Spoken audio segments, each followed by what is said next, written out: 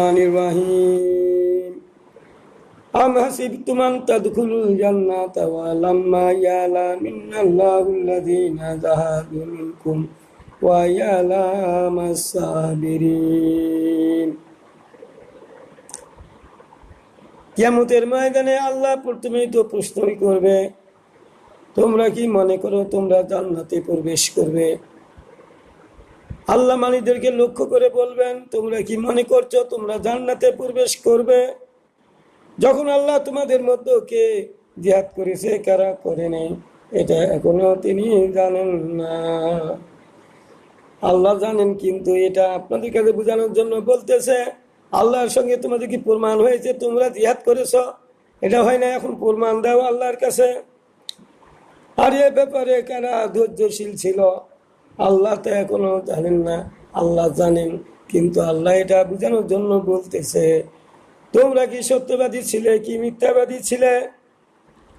তোমরা জিহাদ করেছো কিনা এটা জানিয়ে দাও, আল্লাহর কাছে প্রমাণ দাও। আল্লাহ এইটা চাচ্ছে, আল্লাহ তো জানেন তোমাদের অন্তরের খবর, গোপন খবর সব জানেন। তারপরে এই ধরনের প্রশ্ন কেন করলেন? এই ধরনের প্রশ্ন এই কারণে করলেন, তোমরা নামাজ রোজা করেছো, জান্নাতে যাওয়ার জন্য প্রস্তুতি নিয়েছো।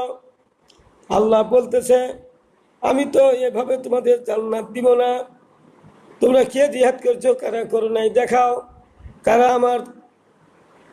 আমার পরীক্ষা দিয়েছ। ওয়ানাবলু আন্নাকুম হাত্তা নালামাল মুজাহিদিনা মিনকুম ওয়াসাবিরিন ওয়ানাবলু আকবারাকুম। সূরা মুহাম্মাদের 31 নম্বর আয়াত, আর আগেরটা হলো সূরা ইমরানের 142 নম্বর আয়াত। আল্লাহ বলছে 142 নম্বর আয়াতে সূরা ইমরানে আল্লাহ বলছে, তোমরা জান্নাতে যেতে চাইলে তোমাদেরকে দেখাতে হবে কারা অন্যায় কাজে বাধা দিয়েছো, কারা দেও নাই, কারা জিহাদ করছো, কারা করো নাই। আর কি হবে? অনাবলু অন্নাকুম হাত্তা নালামাল মুজাহিদিনা, অবশ্যই আমি তোমাদের পরীক্ষা করব তোমরা কে জিহাদ করেছো কারা করো নাই।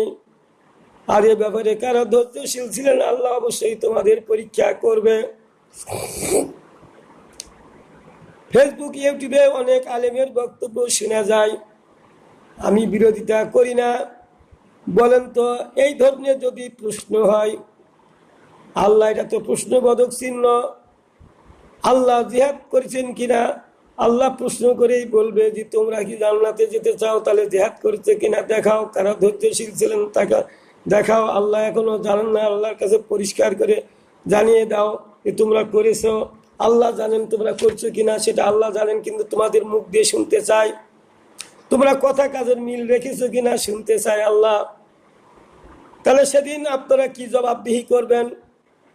যে ভাইরা, অনেক শায়েকের আমি বক্তব্য শুনি, অনেক শায়েকেরা বিভিন্ন জায়গাতে বিভিন্ন আয়াত বলে অনেকগুলো কথা বলে, যেটা প্রত্যক্ষ নয় পরোক্ষভাবে যেগুলা কথা বলা হয়েছে, আর প্রত্যক্ষভাবে যেগুলা দলিল দেওয়া হয়েছে, যেগুলা আমরের শিখা, সেগুলার ব্যাপারে তারা কোনো চিন্তা করে না, তারা পেছে ফুসে কথা বলতে চায়।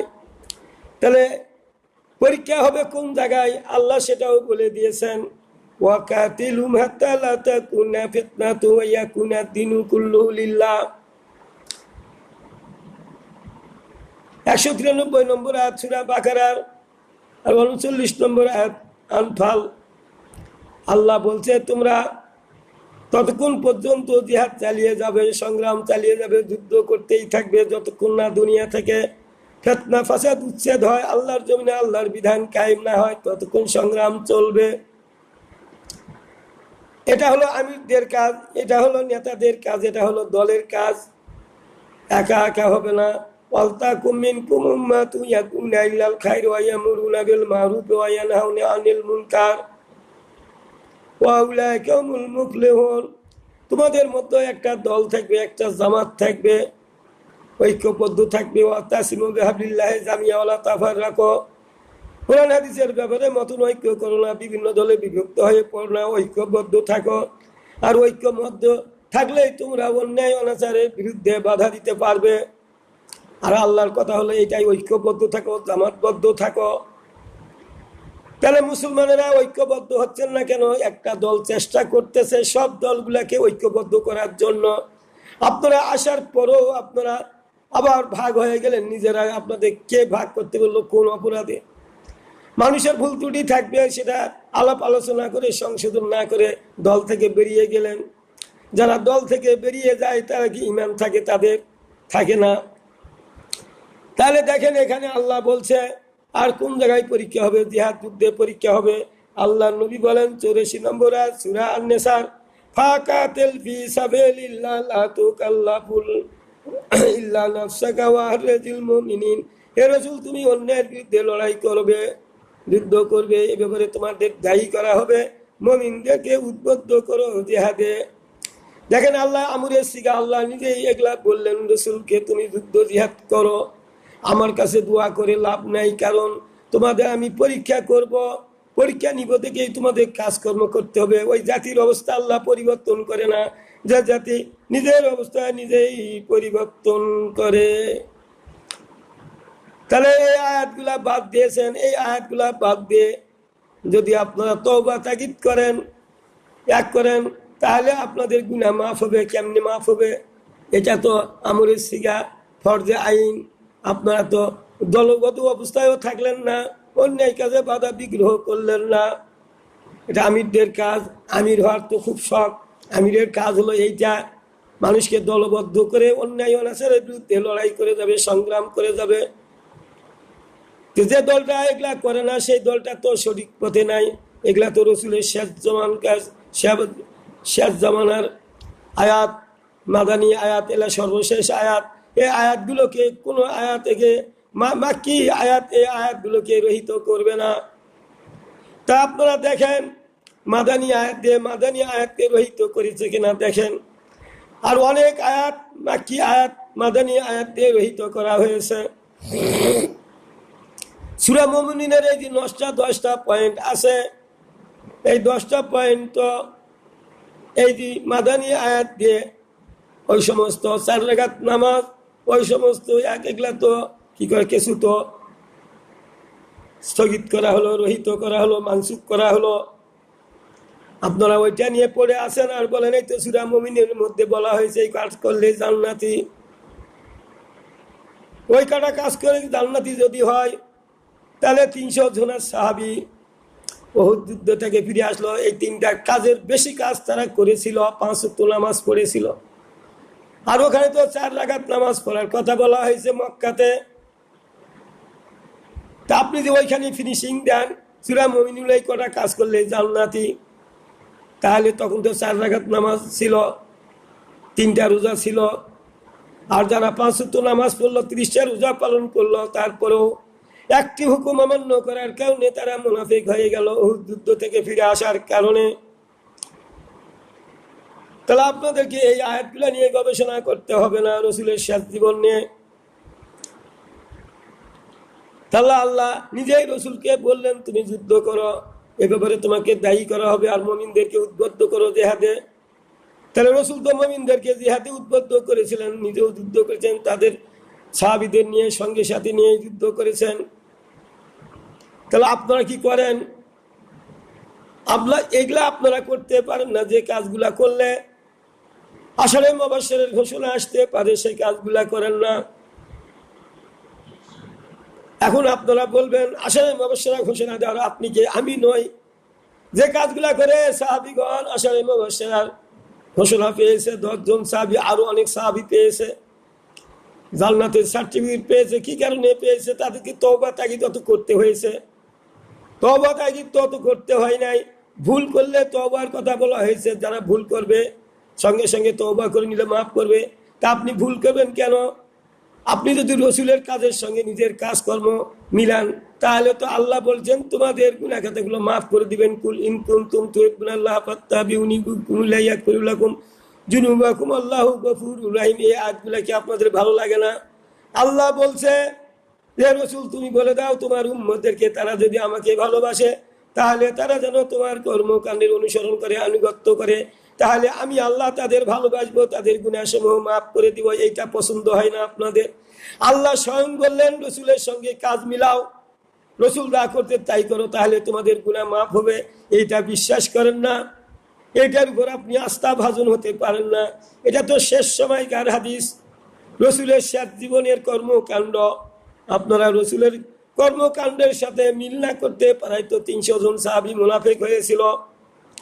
তারা তো পরীক্ষার ময়দান থেকে পরীক্ষা ফেল করেছিল, এই কারণে তারা মুনাফিক হয়েছে। আল্লাহ তো পরীক্ষা নিবেন। আপনারা যারা তাসবিহ তাহলিল নামাজ রোজার কথা বলেন, অনেক দল বড় বড় আলেম যারা নিজেকে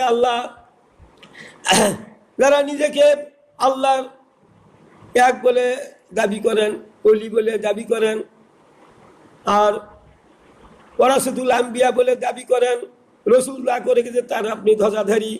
তাই যদি হয়ে থাকে তাহলে আপনারা কেন রসুলের কাজের সঙ্গে কাজ মিলান না? কিসের আপনি ওয়ারাসাতুল আম্বিয়া? আপনি তো রসুলের কাজের সঙ্গে নিজের কাজ মিলাতে ব্যর্থ হয়েছেন। রসুলের কাজের সঙ্গে মিল করলেই তো আপনি ওয়ারাসাতুল আম্বিয়ার, আপনাকে নিজে বলতে হবে না। এটা এমনি এমনি আপনি ওই দলে হয়ে যাবেন। এই দেখেন এখানে আবার আল্লাহ কি বলছে, জান্নাত কি এমনি দিবে?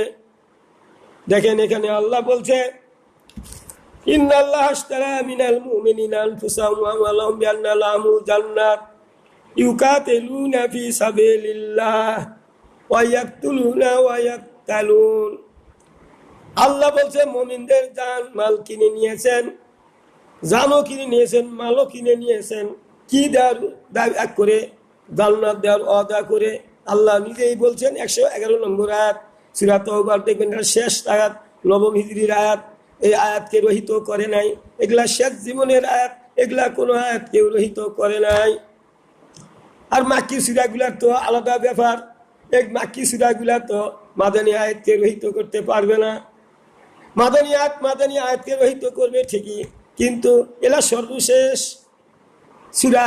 এই সূরাগুলা কোনো আয়াত রহিত করেনি। কোনো আয়াত দিয়ে এই হুকুমগুলা জারি আছে, কিয়ামত পর্যন্ত থাকবে। তাহলে আল্লাহ বলছে, আল্লাহ মুমিনদের জান মাল কিনে নিয়েছে জান্নাত দেওয়ার ওয়াদা করে। তবে কাজ হচ্ছে ইউকাতিলুনা ফি সাবিলিল্লাহ, তাদের যুদ্ধ জিহাদ করতে হবে। তারা নিজেরাও মরবে, অন্যদেরও মারবে। দেখছেন, জান্নাত এমনি এমনি দিবেন না আল্লাহ। এটা যদি আপনি জান মাল যদি এই পথে খরচ করেন, পরীক্ষা দিয়ে পাশ করেন, তাহলে আল্লাহ আপনাদের জান্নাত দিবেন। ওয়াদা করেছেন, ওয়াদা আল্লাহ হাক্কুন, আল্লাহ তার ওয়াদা খেলাপ করে না। যারা আপনারা জান মাল দিয়ে আল্লাহর পথে সংগ্রাম করলেন না, লড়াই করলেন না, আর আপনারা এই ধরনের আমরি সিগা ফরজ কাজগুলো বাদ দিয়ে আপনারা মানুষদেরকে দাওয়াত দিচ্ছেন। অনেকে আপনারা আবার মনে করবেন যে হুজুর খালি নামাজ রোজার বিরুদ্ধে বলেন। নামাজ রোজার বিরুদ্ধে বলি না। নামাজ রোজা তো থাকবেই, নামাজ রোজা ছাড়া তো ইমানই থাকবে না। নামাজ পড়ে না, ইমান নাই, রোজা করে না, কিসের ইমান? অর্থাৎ রসুলের যেগুলার উপর ফরজ ইবাদত এসেছিল সবগুলো মানতে হবে। ফরজ মানার পরে কিছু নফল ইবাদত এসেছে, সেগুলাও পারলে করবেন, সমস্যা নেই। কিন্তু ফরজ বাদ দিয়ে নফল নিয়ে যদি খালি পড়ে থাকেন তাহলে বড় গুনাহগার হবেন। ইচ্ছা করে যদি ফরজ ত্যাগ করেন, তওবা করলে মাফ হবে না। সূরা নিসা 93 নম্বর আয়াত খুলে দেখুন। ইচ্ছাকৃত ভাবে কোনো মানুষকে হত্যা করলে, ইচ্ছা করে কোনো গুনাহ করলে আল্লাহ এগুলা গুলো মাফ করবে না। আপনারা ইচ্ছা করে তো এগুলা বাদ দিয়েছেন, যুদ্ধ জিহাদ বাদ দিয়েছেন, আল্লাহর আইন আনা বাদ দিয়েছেন। ইচ্ছা করে কেউ করতেছে, দেশে ইসলাম আনার জন্য চেষ্টা করছে, আপনারা তাদের বিরোধিতা করছেন। কাজেই আপনি ইচ্ছাকৃত ভাবে এগুলা করছেন। তাহলে দেখেন আবার বলতেছে, আল্লাহ বলছে তোমরা বলো, কুল ইন্না সালাতি ওয়া নুসুকি ওয়া মাহইয়া ওয়া মামাতি লিল্লাহি রাব্বিল আলামিন। বলো আমার ইবাদত, আমার নামাজ রোজা, আমার মরণ জীবন সব আল্লাহর জন্য। তা আল্লাহর জন্য যদি সবই দিয়ে দেন, তাহলে আপনি কেন যুদ্ধ জিহাদে ভয় পান? আপনি যদি আল্লাহর উপরে সব ছেড়ে দেন, মারলে আল্লাহ মারবে, বাঁচালে আল্লাহ বাঁচাবে, তাহলে যুদ্ধ জিহাদকে কেন ভয় করেন? বলেন ভয় কেন করেন? আল্লাহ কি বলছেন? আপনারা অনেক আলিম উলামারা এগুলা আয়াত জানেন না কেন? আমি বলতেছি আপনারা জানেন না। এখন যদি খেপে যায়, বলেন জানি না মানে আমরা হাফেজ, আমরা জানি না মানে, তাহলে ভালো কথা জানেন। তাহলে আল্লাহ কি বলছে এই আয়াতে সূরা হুজুরাতের 15 নম্বর আয়াত, ইন্নামাল মুমিনুনা আল্লাযীনা আমানু বিল্লাহি ওয়া রাসূলিহি সুম্মা লাম ইয়ারতাবু ওয়া জাহিদু বিআমওয়ালিহিম ওয়া আনফুসিহিম উলাইকা হুমুস সাদিকুন। এখানে আল্লাহ বলতেছে তাহারাই তো ইমানদার। আল্লাহ সাক্ষী দিচ্ছে, আল্লাহ সাক্ষী দিয়ে বলছে তাহারাই তো ইমানদার। কারা ইমানদার? যারা আল্লাহ এবং রসুলের উপর ইমান আনার পরে তাতে সন্দেহ পোষণ করে না। আল্লাহ যেটা বলছে সব সত্য, রসুল যেটা বলেছে সব সত্য, এটা মিথ্যা মনে করে না। আর কি করে? এরাই হলো ইমানদার। আর কি করে? নিজের জান এবং মাল দিয়ে অন্যায়ের বিরুদ্ধে লড়াই করে, সংগ্রাম করে। আল্লাহ বলছে এই লোকগুলার কাজ হলো অন্যায়ের বিরুদ্ধে লড়াই করে জানমাল দিয়ে। এরাই হলো সত্যনিষ্ঠ দল। আল্লাহ সাক্ষী দিলেন, আল্লাহ নিজেই সাক্ষী দিলেন, এরা আল্লাহ এবং রসুলের কোন আয়াতের উপর সন্দেহ পোষণ করে না, যা বলে তা করার জন্য প্রস্তুত থাকে। এরা হলো শ্রেষ্ঠ উম্মত, এরাই হলো ৭৩ দলের এক দল, জান্নাতি দল। আল্লাহ বললেন এরাই সত্যনিষ্ঠ দল। তা আপনি যে দল করেন সেই দলের লোকেরা কি এই কাজগুলো করে? যদি করে না থাকে তাহলে ওই দল আপনাকে ছেড়ে আসতে হবে। এই জন্য যাচাই করার মতো বুদ্ধি বিবেক আপনাদের থাকতে হবে। হালাল এবং হারামকে বুঝতে হবে, সত্য মিথ্যাকে আলাদাভাবে বুঝতে হবে, নাহলে আপনি সঠিক দল কোনটি তা বুঝতে পারবেন না। আপনি ভালো মনে করে এক দলের মধ্যে গেলেন, সেখানে কোরআনের হুকুম না থাকার কারণে, কোরআনের আয়াত না থাকার কারণে তারা কি পদভ্রষ্ট হয়েছে। আপনিও সেখানে ভালোর জন্য গেছেন, নিয়ত নেই, কিন্তু তাদের কাছে কোরআনের কথা ছিল না বলেই তারাও পদভ্রষ্ট হয়েছে, তোমরাও পদভ্রষ্ট হয়ে যাবে। কেন এই আয়াতগুলো আপনাদের মনে নেই? কেন মনে নেই? আল্লাহ নিজেই বলছেন আমার রাসূলরা দেয় তা তোমরা গ্রহণ করো। এলা সহজ কাজ না? আপনারা যেগুলা করেন সেগুলা সহজ কাজ? এগুলা কঠিন কাজ না? ওগুলা কঠিন কাজ। আপনারা যেগুলা করেন সহজগুলা করেন। রসুল কি বলছে দেখেন, আল্লাহ কি বলছে, ওমা আতাকুমুর রাসূলু ফাখুযুহু ওয়া মা নাহাকুম আনহু ফান্তাহু। রসুলরা দেয় তা তোমরা গ্রহণ করো। আল্লাহ বলছে হ্যাঁ আমার বান্দারা শোনো, আমার রসুলরা বলে তা গ্রহণ করো, যা থেকে নিষেধ করে তা থেকে বিরত থাকো। তা আল্লাহ যেগুলো নিষেধ করেছে, রসুল যেগুলো নিষেধ করেছে, সেগুলা কেন আপনারা করেন? অন্য দলকে সাপোর্ট করেন, যারা আল্লাহর আইন মানে না, যারা আল্লাহর হুকুম হাকাম মানে না, তাদের দলকে সমর্থন করেন।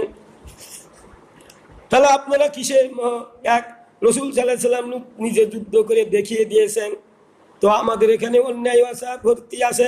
আপনারা হয়তো বলতে পারেন এখন কিসের যুদ্ধ, এখন তো পূর্ণাঙ্গ জীবন বিধান হয়ে গেছে।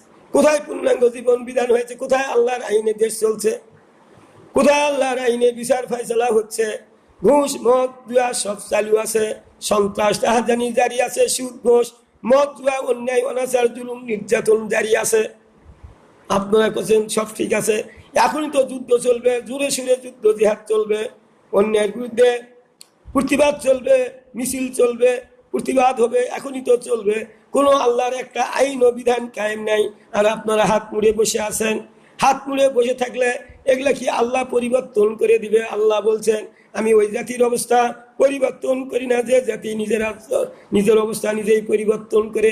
সূরা রাদের 15 নম্বর আয়াত খুলে দেখেন, সূরা আনামের মধ্যে ওই কথাটা আছে।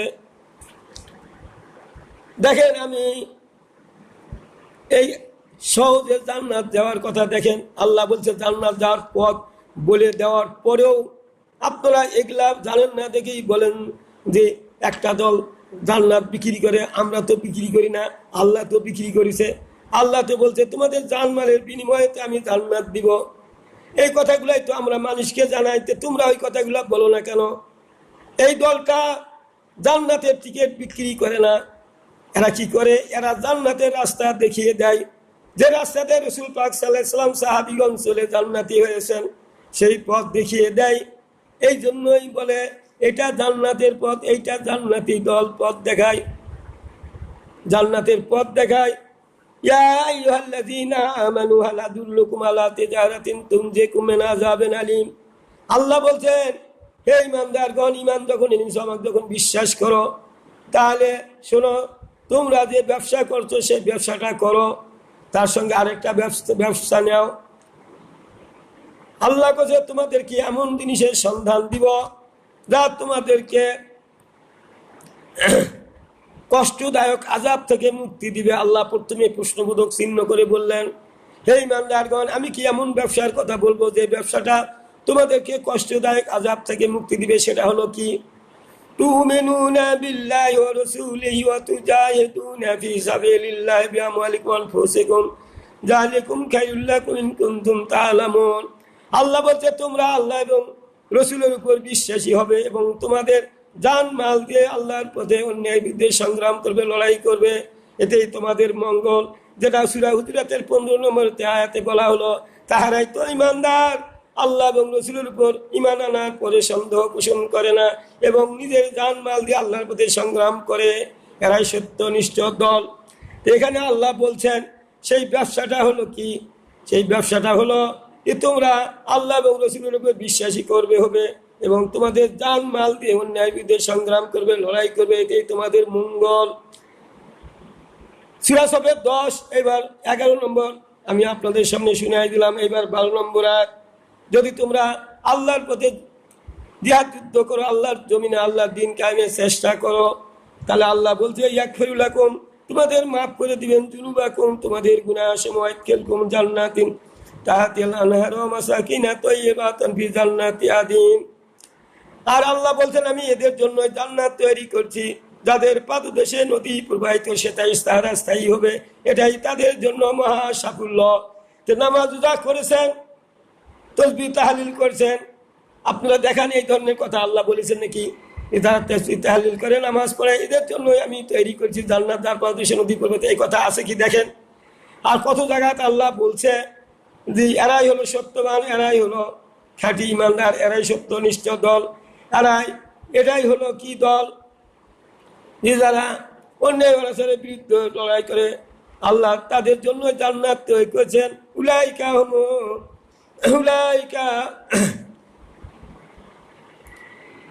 আল্লাহ বলছে এদের জন্যই জান্নাত তৈরি করছি। তাহলে এখন আমি আপনাদের আরো বুঝাচ্ছি। সূরা তাওবার 8 নম্বর আয়াত, 88 নম্বর আয়াত, লাকিনুর রাসূল ওয়াল্লাযিনা আমানু মাআহু জাহাদু বিআমওয়ালিহিম ওয়া আনফুসিহিম ওয়া উলাইকা হুমুল খায়রাত ওয়া উলাইকা হুমুল মুফলিহুন। আল্লাহ বলছেন যারা এই রাসূলের সঙ্গে ঈমান এনেছিল, তারা যুদ্ধ জিহাদ করেছে, লড়াই করেছে, জান মাল দিয়ে এরা আছে কল্যাণের পথে।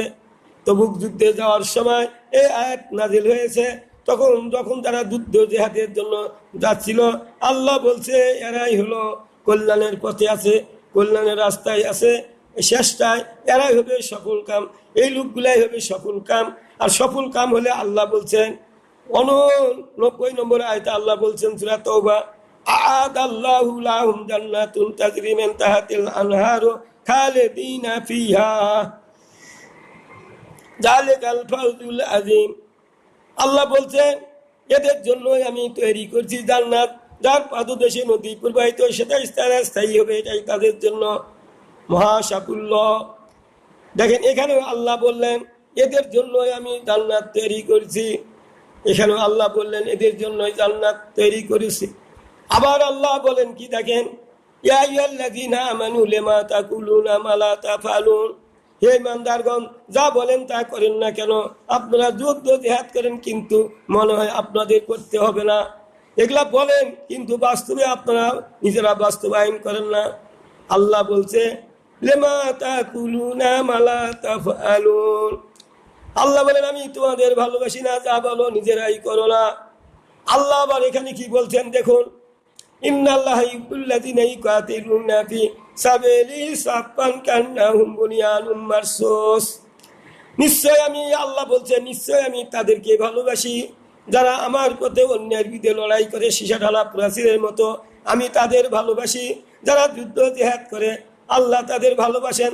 আল্লাহ যাদের ভালোবাসেন তাদের ভয় আছে নাকি বলেন? এই আলেম ওলামারা আপনারা 73 দলে বিভক্ত হবেন তো এই কারণে, আসল পথ বাদ দিয়ে আপনারা শাখা প্রশাখা ধরে চলছেন, তাহলে তো হবে না। রসুলের পূর্ণাঙ্গ জীবনের অনুসরণ করার চেষ্টা করতে হবে, সেটা বাস্তবায়ন হোক আর না হোক আপনার ইমানটা পরীক্ষা হয়ে যাবে। আপনারা যারা যুদ্ধ জিহাদে শহীদ হয়ে গেছে, আল্লাহ যদি বলে কিয়ামতের ময়দানে, এই তোরা তো আমার জন্য কি উপকার করছেন, তোরা তো মরে গেছেন, কি উপকার করেছেন? তাহলে এটা কি প্রশ্নের উত্তর হলো বলেন? আল্লাহ সেদিন আল্লাহর কাছে এরা বলবে আল্লাহ তোমার জন্য, তোমার বিধান কায়েমের জন্য আমরা জানটা দিয়েছি। আল্লাহ বলবে রাইট, আমার জন্যই তোমাদের মারিছে, তোমাদের মেরে ফেলাইছে। তাহলে এইটা পরীক্ষার মাধ্যম। আপনি সে দেশে ইসলাম কায়েম হবে না হবে আল্লাহর ব্যাপার, কিন্তু আপনাদের তো চেষ্টা সাধনা চালিয়ে যাবে। রসুল যেভাবে চেষ্টা সাধনা চালিয়েছে সেইভাবে তো আমাদের চেষ্টা করতে হবে। রসুল তো যুদ্ধ জিহাদ বাদ দিয়ে তার চেষ্টা সফল হয় নাই। তাই তো একটা হাদিস দেখি, তরবারি নিচেই হলো জান্নাত। হাদিসটা দেখেছেন বুখারী শরীফের 1528 কি ইন্টারনেট, যাই হোক 1528 মধ্যে বা 18 মধ্যে গেলে আপনারা পাবেন খুঁজে। তাহলে আপনারা বলেন, আপনারা যারা একটা করে এটাই সহজ পথ, এটা আল্লাহ গ্যারান্টি দিয়েছে, এই পথে জান্নাত, এই পথে জান্নাত আছে। আপনারা জান্নাতের পথ ছেড়ে আপনারা নিজের খেয়াল খুশি অনুসরণ করে চলছেন। তাহলে আবার রসুল এগুলা বলার পরে রসুল কি বলছেন শুনুন। রসুল কি বলছেন, আবু হুরায়রা থেকে হাদিসটি বর্ণিত, আন আবি হুরায়রা ক্বালা ক্বালা রাসূলুল্লাহ সাল্লাল্লাহু আলাইহি ওয়াসাল্লাম মান আতানি দাখালাল জান্নাতি ওয়া মান আসানি ফাকাদ আবি। আবু হুরায়রা থেকে বর্ণিত, রাসূল সাল্লাল্লাহু আলাইহি ওয়াসাল্লাম বলেন, যারা আমার আনুগত্য করলো, আমার কর্মকাণ্ড করলো, তারা জান্নাতে প্রবেশ করলো। যারা আমার কর্মকাণ্ড অস্বীকার করলো, অমান্য করলো, তারা আমাকেই অস্বীকার করলো। এতেও আপনাদের মনটা খোলে না, আপনার বুকের কিয়াক খোলে না, অন্তরটা খোলে না, তালা খুলে না, বুঝতে পারেন না। আল্লাহ রসুল বলছে রসুলের কর্মকাণ্ড করলেই জান্নাত হয়ে যাবে, তারপরে মনটা কেন হবে না? আমি শেষে এই আয়াতটা বলে আমি শেষ করে দিতে চাই। ওমা কানা লিল-মুমিনি ওয়ালা মুমিনাতিন ইযা কাযাল্লাহু ওয়া রাসূলুহু আমরান ইয়াকুনা লাহুমুল খিয়ারাতু মিন আমরিহিম ওয়া মান ইয়াসিল্লাহু ওয়া রাসূলুহু ফাকাদ দাল্লা দালালাম মুবিনা। আল্লাহ এবং রসুল কোনো নির্দেশ দিলে কোনো মুমিন পুরুষ কিংবা কোনো মুমিন নারী সে বিষয়ে ভিন্ন সিদ্ধান্ত নেওয়ার অধিকার রাখে না। যা আল্লাহ এবং রসুলের হুকুমের বাইরে সিদ্ধান্ত নেয় তারা স্পষ্ট পথভ্রষ্ট। তাহলে আপনি যে আল্লাহ, নবী এবং রসুলের হুকুম আপনারা অমান্য করে চলছেন, নিজের খেয়াল খুশি অনুসরণ করে চলছেন। এতে আল্লাহ কি বললেন দেখেন, যে ভিন্ন অনুসরণ করলেই এরা স্পষ্ট পথভ্রষ্ট। ওই লোকগুলাকে বলা হয় যারা পথ পাওয়ার পর পথ হারিয়ে ফেলে, এরা হলো পথভ্রষ্ট। আর একবারে যারা পথ পায় নাই তারা হলো পথহারা, যারা পথটা পায় নাই শুনেই নাই এরা হলো পথহারা। আর যারা পথ পাওয়ার পরে যারা পথ হারিয়ে ফেলে এরা হলো পথভ্রষ্ট। পথ পাওয়ার পরে এরা পথ হারিয়ে ফেলেছে, এদের জন্য শাস্তি বেশি। আমি আপনাদের কাছে শেষে বলতে চাই, তাহলে এই কথাগুলো সহজে জান্নাত দেওয়ার গ্যারান্টি দিছে আল্লাহ। এই কাজগুলো করলে আমরা যখন বলি তখন আপনারা এই কথাগুলো মানার চেষ্টা করেন না কেন? আপনারাও তো আলেম, আমরাও আলেম, সবাই আলেম। তা আলেম হয়ে এক আলেমের বিরোধিতা করেন, বুঝে সুঝে তো বিরোধিতা করতে হবে। কথাগুলো কোরআনের মধ্যে আছে কিনা, হাদিসের মধ্যে আছে কিনা না জেনে শুনে তাদের সমালোচনা করেন, মানুষের কাছে তাদেরকে হেয় প্রতিপন্ন করেন। এদেরকে হেয় প্রতিপন্ন করা মানে আল্লাহ এবং আল্লাহ রসুলকে হেয় প্রতিপন্ন করার সামিল। কারণ তারা তো এই দেখেন, রসুল একটা সূরা আনামের মধ্যে বা সূরা ইমরানের মধ্যে আছে, রসুলকে আল্লাহ বলতেছে, রসুল তুমি বড় কষ্ট পাচ্ছ আমি জানি, তুমি মনে করতে সব মানুষগুলাকে তুমি দাওয়াত দিচ্ছ, সবাই যদি তোমার দলে আসতো তাহলে তোমাকে ভালো লাগতো, কিন্তু হে রসুল তুমি কত কষ্ট পাচ্ছ আমি জানি। তারা যেভাবে কথা বলে এই কথা শুনে তুমি কষ্ট পাও। আল্লাহ বলছে, হে রসুল তারা তো তোমাকে গালি দেয় না। আল্লাহ বলছে, হে রসুল তোমাকে তো তারা গালি দেয় না। আসলে আমার আয়াতকেই তারা অস্বীকার করেছে। যারা এই যে তারা ইসলামী আন্দোলন করছে, জামাত ইসলামী যারা করছে, ভাই আমি দেখতে পাচ্ছি তাদেরকে যে আপনি গালাগালি করছেন, কিসের জন্য গালাগালি করছেন? ওই আল্লাহর আয়াতগুলা বলার কারণে আপনারা তাদের উপর ক্ষিপ্ত হয়েছেন। আল্লাহ বলেন, আসলে হে ইসলামী আন্দোলনকারীরা, তোমাদের উপর তারা ক্ষিপ্ত হয় নাই, বরং তারা আমার আয়াতকে, হুকুমকে, রসুলের হুকুমকে অস্বীকার করেছে, মানে না। এই কারণেই তারা তোমাদের উপর জুলুম নির্যাতন চালাচ্ছে।